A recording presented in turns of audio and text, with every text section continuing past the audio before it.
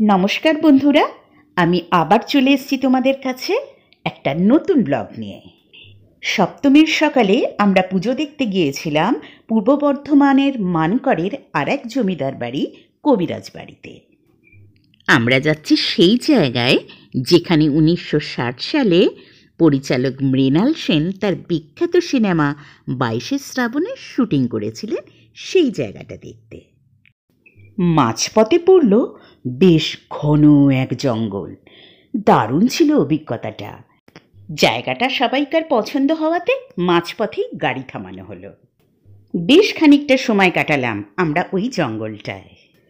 মনের খুশিতে যে যার মতন ফটোশ্যুট করলো, রিলস বানালো, বুক ভরা ফ্রেশ অক্সিজেন নিলাম আমরা বেশ খানিকক্ষণ। তারপর আবার গাড়িতে চেপে বসলাম। এই তো আমরা এসে গেছি, পৌঁছে গেছি পূর্ব বর্ধমানের মানকরের কবিরাজ বাড়িতে। 300 বছরের চেয়েও বেশি প্রাচীন এই জমিদার বাড়ির অনেক ইতিহাস আছে। এই ঠাকুর দালানেই দুর্গা প্রতিমা তৈরি হয় এবং বংশ পরম্পরায় প্রতিমা নির্মাণ করে চলেছেন স্থানীয় বাসিন্দা অনাথ পাল। এই বাড়ির পরতে পরতে রহস্য লুকিয়ে আছে। লোকমুখে শোনা যায় এই বাড়িতে নাকি একসময় গুপ্তধন পাওয়া গিয়েছিল। 1960 সালে পরিচালক মৃণাল সেন তার বিখ্যাত সিনেমা 22শে শ্রাবণের শুটিং এই বাড়িতেই করেছিলেন। লর্ড ক্লাইভ, রবীন্দ্রনাথ ঠাকুর, ঈশ্বরচন্দ্র বিদ্যাসাগর মহাশয়, রাজা রামমোহন রায়, এনারা সবাই এই বাড়িতে এসেছিলেন। রবীন্দ্রনাথ ঠাকুর তার কবিতায় লিখেছেন, জীবন আমার নাম, মানকর মোর ধাম, জেলা বর্ধমান। জানা যায় বিদ্যাসাগর মহাশয় তার ভগ্ন স্বাস্থ্যের জন্য এই কবিরাজ বাড়িতে অনেক দিন ছিলেন, আর তিনি এখানে একটি মানকরে স্কুলও স্থাপন করেছিলেন। মনে সবাইকার প্রশ্ন জাগে যে জমিদার বাড়ির এতটা জায়গা জমি, এত সম্পত্তি, তার উৎসটা কি? এগুলো আসলো কোথার থেকে?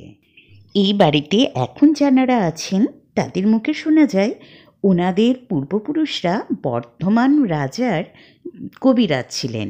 একসময় রানীর খুব দুরারোগ্য অসুখ হয়, তখন এনাদেরই পূর্বপুরুষরা ওই রানীকে সুস্থ করে তোলেন। তখন বর্ধমানের রাজা খুশি হয়ে উপহারস্বরূপ এনাদেরকে অনেক একর জমি দান করেন এবং তাদের পারিশ্রমিকও অনেক বাড়িয়ে দেন। বর্ধমান রাজার কবিরাজ মণ্ডলীর মধ্যে ছিলেন বৈদ্যনাথ কবিরাজ, পাঁচু গোপাল কবিরাজ, রাজবল্লভ কবিরাজ, ঈশ্বরনাথ কবিরাজ, ভোলানাথ কবিরাজ প্রমুখরা। এনারা ছিলেন রাজবৈদ্য। এনারা প্রত্যেকেই এই বংশের। এখানে মাকে সপ্তমী, অষ্টমী, নবমী 3 দিনই 25 সেরের ভোগ দেয়া হয় এবং আশেপাশের 5টা গ্রাম থেকে মানুষজন আসে এখানে প্রসাদ পায়। এই জমিদার বাড়িতে শুধু দুর্গাপুজো নয়, কালী পুজো, জগদ্ধাত্রী পুজো হয়ে থাকে। আমরা কবিরাজ বাড়ি ও তার 300 বছরের পুজো দেখার পর আবার গাড়িতে চেপে বসলাম আমাদের নেক্সট ডেস্টিনেশনের উদ্দেশ্যে। আবারও সেই জঙ্গল, মাঠঘাট, গাছপালা ছাড়িয়ে আমাদের গাড়ি ছুটে চলেছে। বন্ধুরা, তোমরাও এসো আমার সাথে। এবারে যাব আলপনা গ্রামে। এই তো আমরা এসে গেছি, পৌঁছে গেছি। কি সুন্দর না? গ্রামের নাম আলপনা। এটি এই আলপনা গ্রামের অন্নপূর্ণা মন্দির। আমরা মন্দিরের অন্নপূর্ণা মাকে দর্শন করলাম। এই গ্রামটির বিশেষত্ব হলো এখানে যেন ঘরে ঘরে সবাই শিল্পী। ছোট্ট 3 বছরের শিশু থেকে প্রবীণা, সকলের কাছেই তুলির টান যেন ছেলে খেলা। গ্রামের প্রতিটি বাড়ি যেন তাদের ক্যানভাস। অন্নপূর্ণা মন্দিরের দেয়াল চিত্রে রামায়ণের কাহিনী বর্ণনা করা রয়েছে।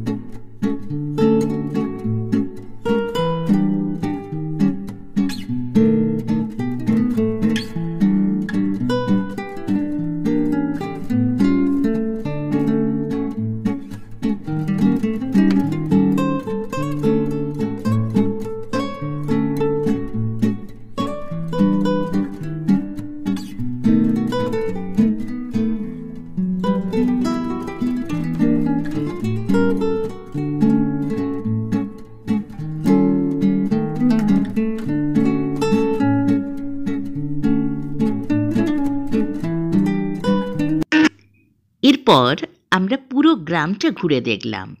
প্রতিটি বাড়ির দেওয়ালে অপূর্ব সব দেয়াল চিত্র আঁকা রয়েছে। বাবা, এরকমও আবার হয় নাকি? সত্যিই হয়, নিজে চোখে না দেখলে সত্যিই বিশ্বাস করা যায় না।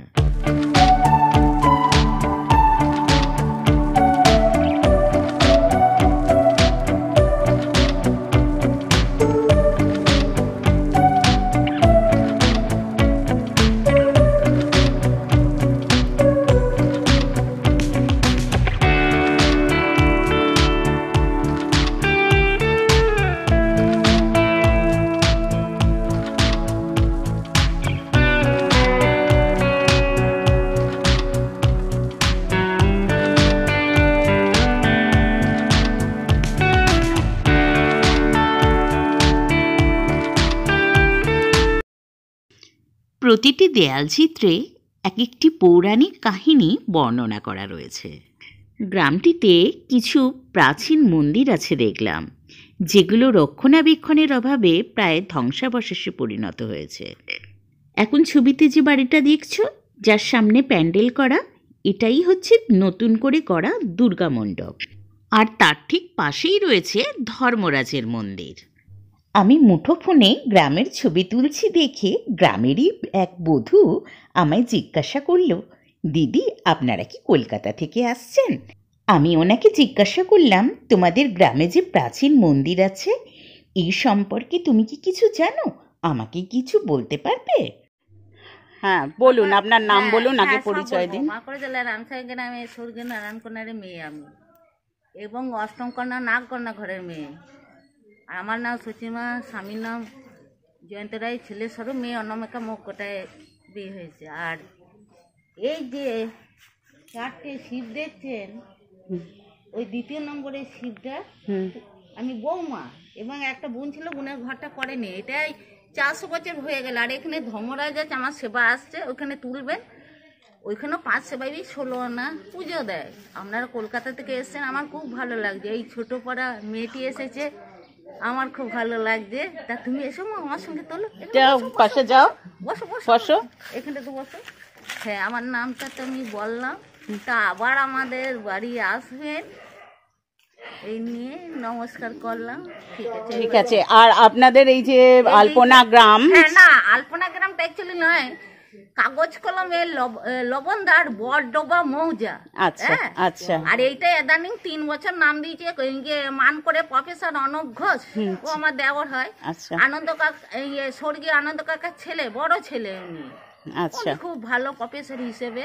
আচ্ছা, এইটি আমার বলা। কিন্তু আপনারা আবার আসবেন, কলকাতা থেকে এসেছেন, এত দূর থেকে ছবি তুলবেন না। আর ওইখানে ওই ধর্মরাজ মন্দির, ওইটা তুলবেন। ওইটা আমার 5টা সেবাই, আমার স্বামী জয়ন্ত রায় এবং রাধাকান্ত, অবনীকান্ত, ধর্মরায়, ধীরে রায়, শুভদিনী।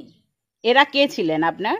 ওই আমার নিজের লোক, রিলেটিভ। আপনারা যেমন এসেছেন, ওটা রিলেটিভ। আর আমি দেবাশিস কানের মামি মা হই, সেনপুরে ঘর, সে ফকির বাবু সিনেমা করতে, ওনার আমি ছেলে, মানে সম্বন্ধী ও সম্পর্কে।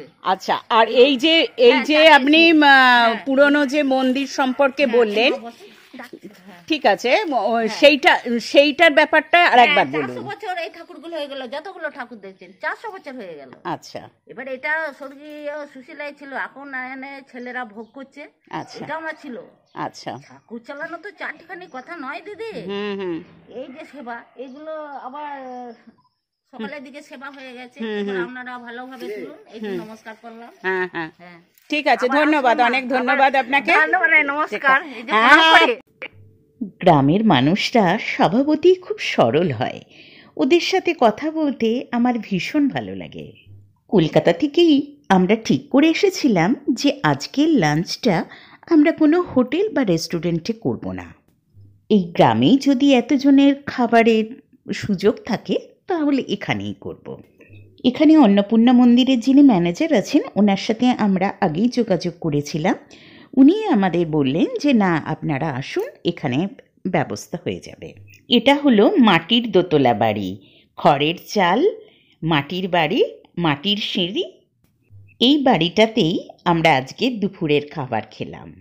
সারাদিন ঘুরে টুরে আমরা প্রত্যেকেই ভীষণ ক্লান্ত ছিলাম।